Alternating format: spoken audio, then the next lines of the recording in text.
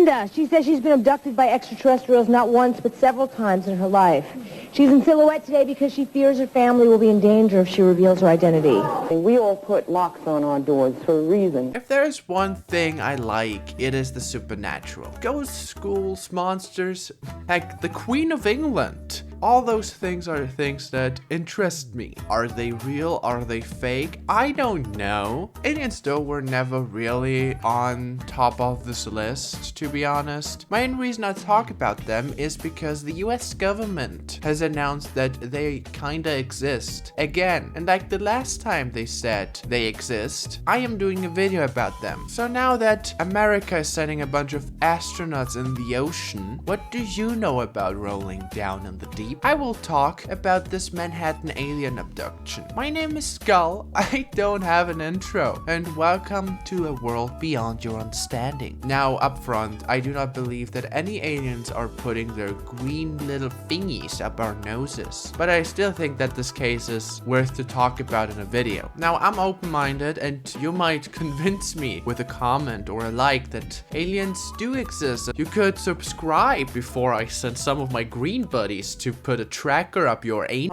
I felt the presence in the room. In 1989, a woman goes to bed in her 12th-story apartment in downtown Manhattan. She doesn't stay there for long though, hearing a strange noise. Something is moving behind the curtains, a shadow. Getting closer to the curtains, she suddenly feels an electric shock, making her pass out. Witnesses claim to have seen her levitating out her window into a UFO. She herself couldn't remember anything. Jumping forward a few months later, she finds this book about alien abductions, written by Budd Hopkins. Now, Budd Hopkins, for everybody that doesn't know, was the warrant for alien abductions. He has also passed away in 2011. He was a witness of the 1939 radio play War of the Worlds, a now famous radio play simulating a war between humans and aliens. Because of this play, mass hysteria broke out, making people actually believe that aliens are coming. This was the first time he got into aliens. Later on in his life, he allegedly saw a UFO, but nobody really believed him. So the contemporary artist decided to open up his doors for a bunch of other abductees to hear their stories and help them go through their worst nightmares again using hypnotherapy. Now, after Linda read the tales of the man psychologically torturing people, she decided to write him a letter, which he responded immediately with a call. The two met up and she was welcomed with one of those famous hypno sessions, helping out her memory. That sounds like he was interrogating her, like, tell me about the green people or I will make you relive the time you peed yourself in front of everybody. Other than retelling her story of her flying through downtown Manhattan, she showed him this x-ray of her nose. In it is some kind of thingy. For me, this looks like a piece she stole out of her son's electronic beginner's kit, but for Hopkins, it was a tracking device planted there by aliens. He used this as a key evidence in Linda's case, showing it off in front of a giant lecture hall where everybody was applauding him like he was the one put this up her nose. Come on, man, give the aliens some credit.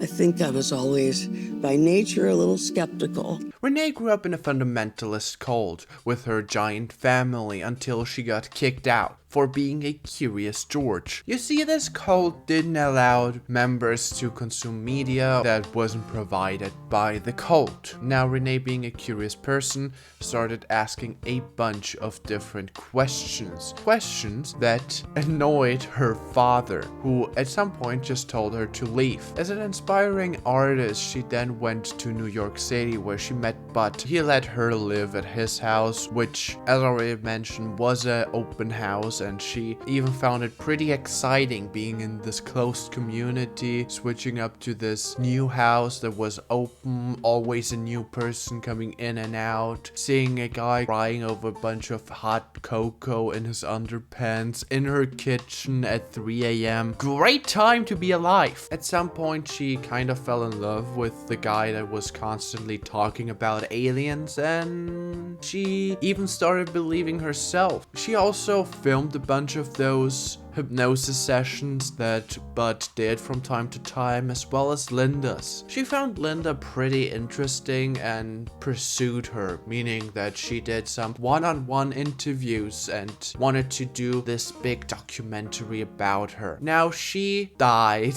also last year, shortly after shooting the Netflix documentary, which is sad. The website is still up. I'm gonna put a link to it in her description.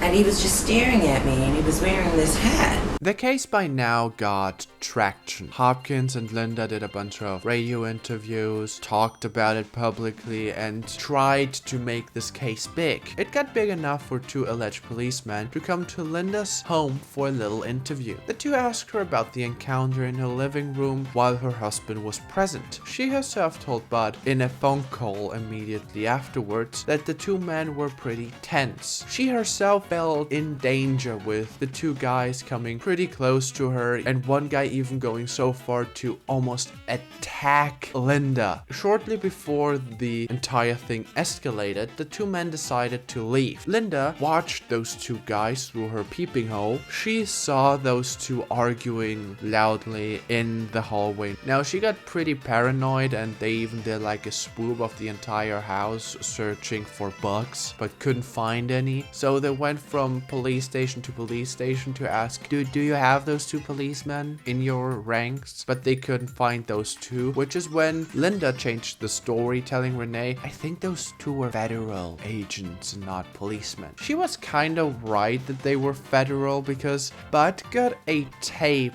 mailed to him with a voice recording by one of those two alleged police officers explaining who they are. They work with the head of UN, Javier Perez de Cuellar, I hope I pronounced this correctly, who witnessed Linda fly out of her apartment all those months ago, joined by the two federal agents that were interviewing Linda a few days ago. Their next step was to go through a bunch of footage of the UN Council until they, or at least Linda, was able to spot the two guys, which this now is 100% proof for Budd that, yep, Linda wasn't lying. She is telling the truth, which for me, I call bullshit. They were very, very mean. I'm gonna ask you this one time. What is better than one woman being abducted by aliens? An entire family being abducted by aliens. Now, I didn't really get this abduction just because it was told like 3 or 4 times, each time a little different. The gist of it, though, is that the son Johnny saw 3 aliens in the living room, and his mom Linda was somehow frozen in place, unable to help her panicked son. After the aliens left, the entire family was left with a nosebleed. Johnny, to this day, assures us that his mom was a good mom and that she wasn't a liar, telling the truth. As an example of being a good mother, he tells us this heartwarming story when he had this one nightmare as a kid. He went up to his mom and told her about it, and Linda's encouraging words were, listen here, darling, everything that you saw in your dreams is real, and they are going to haunt you for your entire life.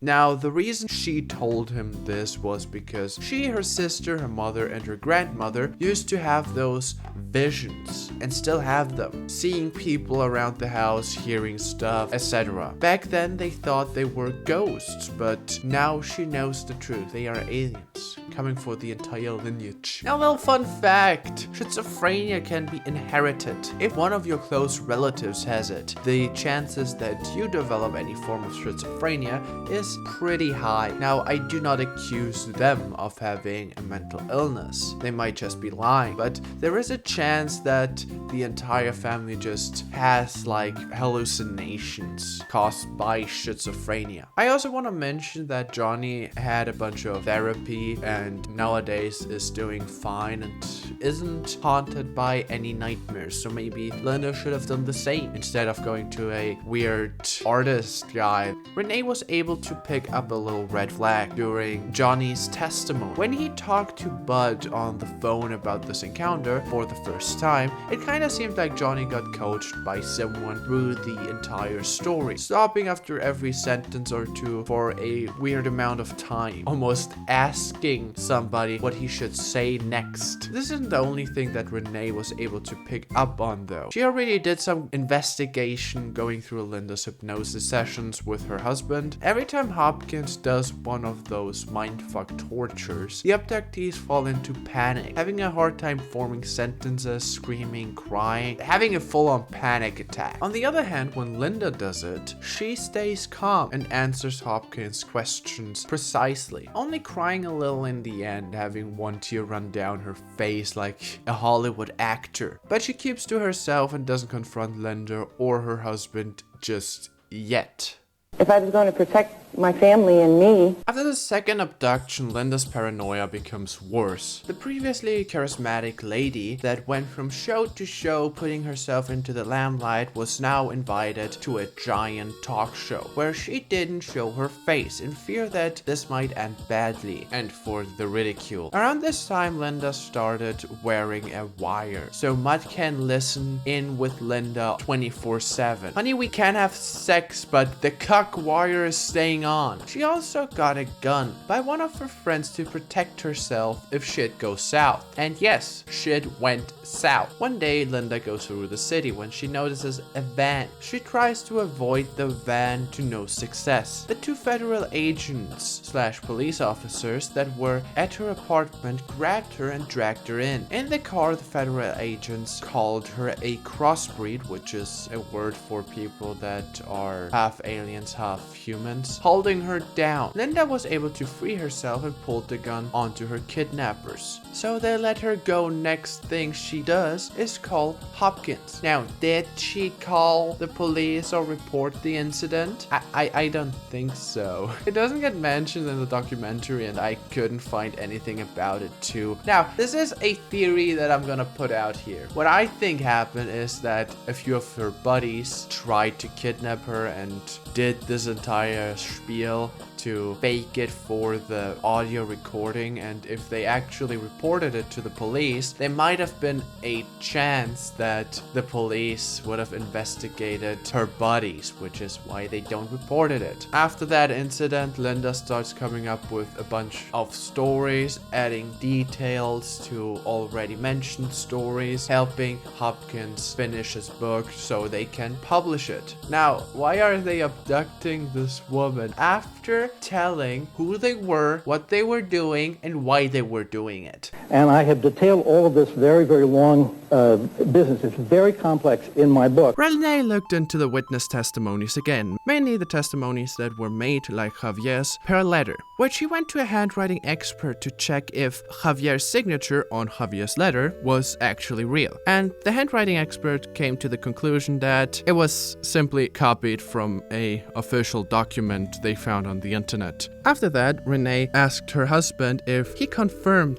all the letter testimonies that he got back in the day, which he said that he tried but never really was able to do so. Meaning, every time he called the people to confirm what they wrote in the letters, somebody else picked up the telephone and told them that, oh, this person just went out for groceries, just call later. Oh, right now they're in the shower, they need a while, just call later. Oh, right now they went to bed and fell asleep and I don't want to wake them, so call tomorrow. Until Hopkins gave up and was like, yeah, they're gonna be true, right? And Renee was like, honey. This was the point where she just went for it and told her that she thinks Linda lied about everything, showing him the proof about the hypnosis sessions, the handwriting expert's expertise, and all he had to say was she shouldn't question him and that Linda wasn't capable or smart enough to fake all this. Look at my woman acting like Linda has, I don't know, a career in showbiz or in acting. Now this really stuck with Renee because not to question him was the same thing that her dad told her when he kicked her out of the cult, which now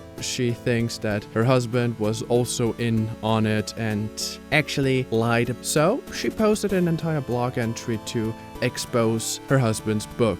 The book got never reprinted, and even the movie that was announced to come out about the book was cancelled. Linda to this day is mad at Renee about everything, and even though she got the last word in the Netflix documentary, she's suing. Which, the Netflix documentary really put Linda in a very, very positive light, and more or less put Renee in a negative light. But my thoughts on the case is that Linda made everything up, and Hopkins helped her by trying to be as naive as possible, and also getting Linda to believe in aliens, and like he knew what he was doing. He knew exactly what he was doing. Anyways, to excuse me, now I have to get the door.